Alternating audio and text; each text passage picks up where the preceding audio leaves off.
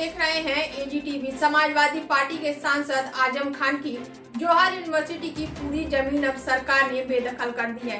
गुरुवार को यूनिवर्सिटी पहुंची तहसील की टीम ने जमीन पर कब्जा करने के साथ ही आजम खान के मौलाना मोहम्मद अली जौहर ट्रस्ट को बेदखल कर दिया गया। यह ट्रस्ट ही यूनिवर्सिटी को संचालित करता है और आजम खान इसके अध्यक्ष हैं। उनकी पत्नी शहर विधायक डॉक्टर तनीजा फातिमा सचिव है। जौहर यूनिवर्सिटी की जमीन पर कब्जा करने के लिए दोपहर 3 बजे तहसीलदार सदर प्रमोद कुमार के नेतृत्व में टीम पहुंची। तहसीलदार ने जौहर यूनिवर्सिटी के कुलपति सुल्तान मोहम्मद खान से बात की, उनसे दखलनामे पर हस्ताक्षर करने के लिए कहा, लेकिन उन्होंने खुद को मुलाजिम बताते हुए हस्ताक्षर करने से असमर्थता जता दी। इस पर 2 गवाह और पुलिस की मौजूदगी में 173 एकड़ जमीन की कब्जा बेदखली की कार्रवाई की गई। देखिए ये रिपोर्ट। जौहर यूनिवर्सिटी के पास करीब 265 एकड़ जमीन थी, लेकिन अब 12.50 एकड़ ही बची है। यह जमीन भी यूनिवर्सिटी परिसर से बाहर बताई जा रही है। यह जमीन ट्रस्ट ने सबसे पहले खरीदी थी, इसलिए इसे ट्रस्ट के कब्जे में छोड़ा गया। बाकी जमीन सरकार के कब्जे में आ गई है। जौहर यूनिवर्सिटी को मौलाना मोहम्मद अली जौहर ट्रस्ट संचालित करता है और यह अल्पसंख्यक संस्था है।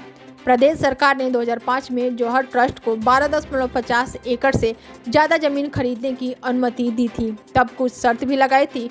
ट्रस्ट ने तब कहा था कि वह गरीब बच्चों को मुफ्त में शिक्षा दिलाएगी और चैटर्जी का कार्य करेगी, लेकिन इन शर्तों का अनुपालन न करने का आरोप लगाते हुए भाजपा नेता आकाश सक्सेना ने मुख्यमंत्री से शिकायत कर दी।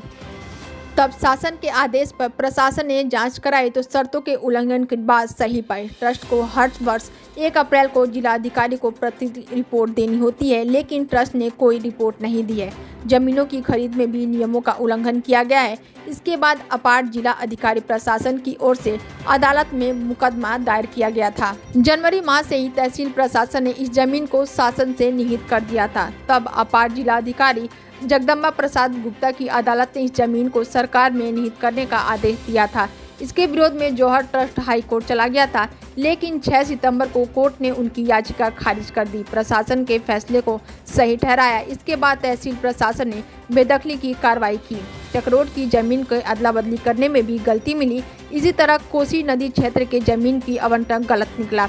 इसके अलावा अनुसूचित जाति के लोगों को 101 बीघा जमीन बिना अनुमति के खरीद ली गई। जिला शासित अधिवक्ता अजय तिवारी ने बताया कि अनुसूचित जाति के लोगों की 12.50 एकड़ जमीन बिना अनुमति के खरीदी गई।